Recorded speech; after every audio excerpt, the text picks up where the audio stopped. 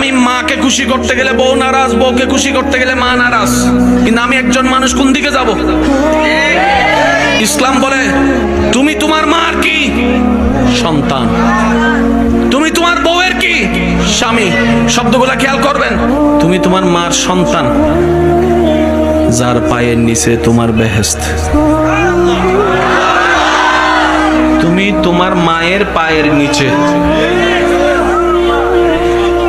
তুমি তোমার বউয়ের কি স্বামী, স্বামী মানে অভিভাবক। অভিভাবক কি নিচে না উপরে? মায়ের পায়ের নিচে তুমি, আর বউ তোমাকে মাথার উপর রেখেছে, কারণ তুমি বউয়ের অভিভাবক।